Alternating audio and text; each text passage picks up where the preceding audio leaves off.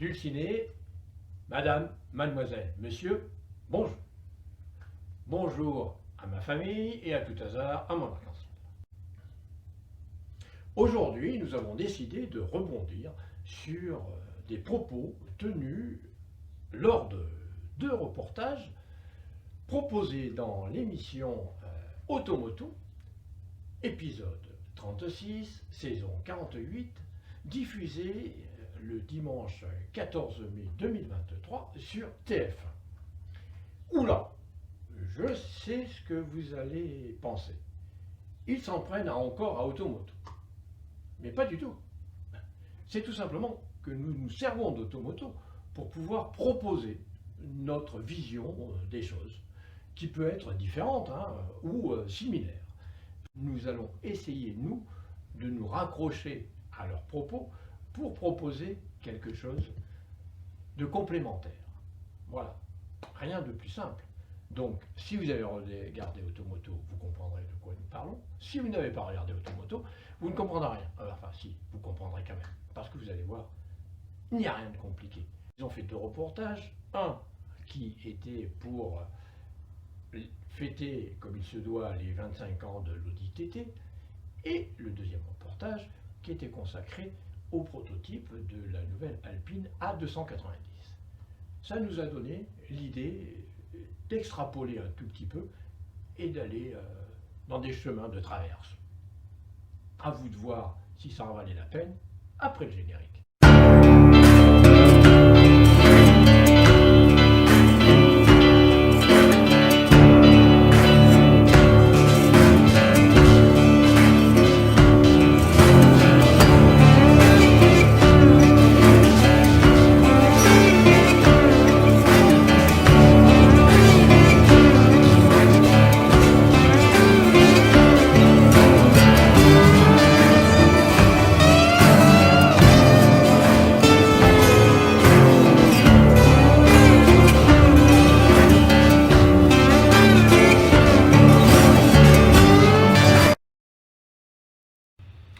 Audi en avait un tout petit peu assez d'être dans l'ombre de BMW et Mercedes.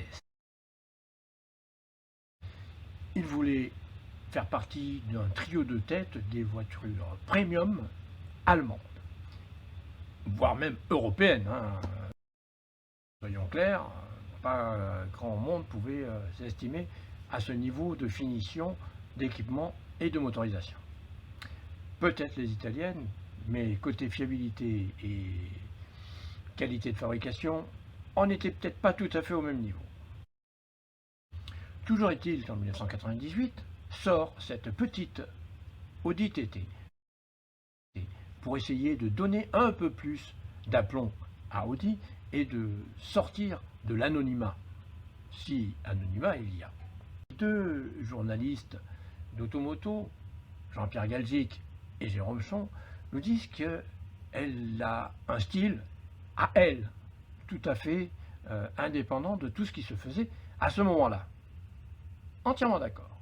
Par contre, moi je pense que finalement, elle a peut-être une petite ressemblance avec une autre voiture allemande qui a été produite de 1948 à 1965 et qui n'est pas totalement anodine.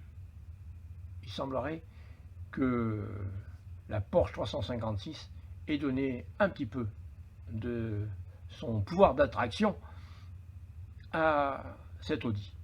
Ça, c'est mon avis. Regardez.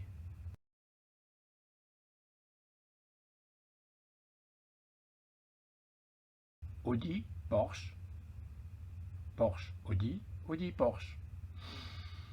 Il y a quand même des similitudes, non?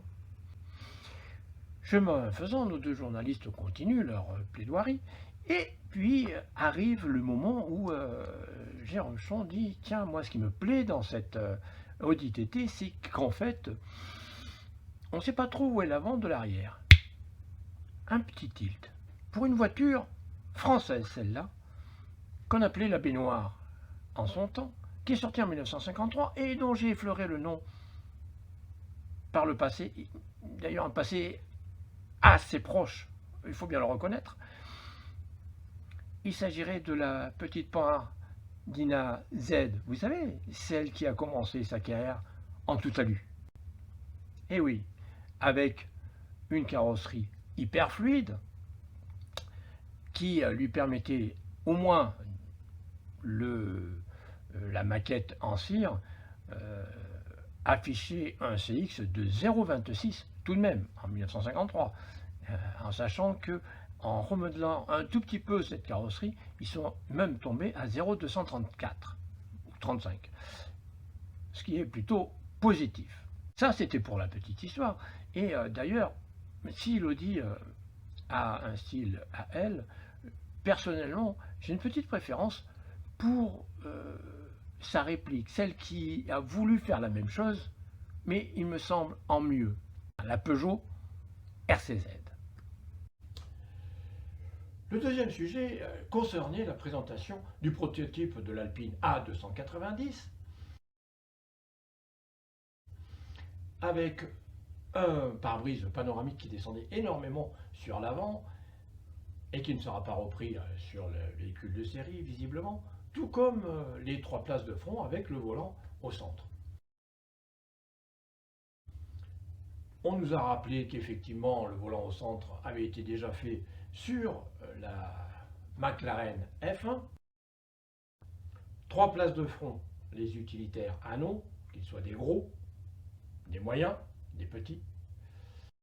Et puis, plus près de nous, il y a eu aussi le Fiat Multipla qui a proposé les 3 places de front.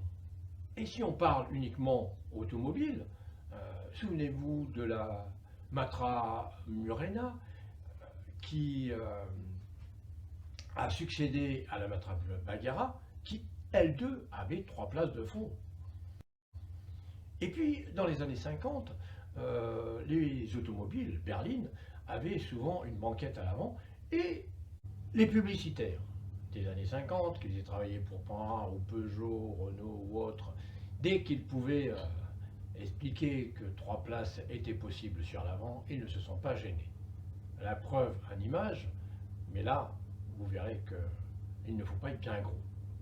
Avec 3 charmantes dames au volant sur la banquette avant, il fallait quand même pas être trop enveloppé pour pouvoir se tenir à 3 dans une voiture. Et il n'y a pas que Panhard qui l'a proposé. Peugeot avec sa 403, etc. proposait et disait pouvoir tenir à 3. Alors, vous m'objecterez une petite réflexion, ce qui est tout à fait normal. 3 places de front, effectivement, mais avec un volant placé latéralement. C'est-à-dire que l'on avait le conducteur côté portière et les 2 passagers à côté. Ce qui n'est pas le cas, effectivement, de la 290 d'Alpine, ni même de la F1 de McLaren. Pourtant, il y a au moins une voiture qui a proposé le volant au centre. Et c'est encore une Panhard. Mais celle-là, c'est la Dynamique. Ah oui. Elle a débuté avec un volant central et 2 places latérales pour les passagers. Ce volant se redéplacera sur le côté, en cours de carrière, parce que la position centrale n'est quand même pas la plus judicieuse pour conduire une voiture sur les routes. Quand on veut doubler, c'est un peu compliqué. Il faut vraiment avoir le passager côté gauche pour nous, Français, ou pour les pays qui roulent à droite, pour pouvoir nous dire « je peux doubler ou pas ?» Sinon, vous allez déborder un peu sur la voie d'en face pour pouvoir réussir à voir ce qui se présente en face de vous. Après autant de révélations dévastatrices, au revoir et à bientôt j'espère.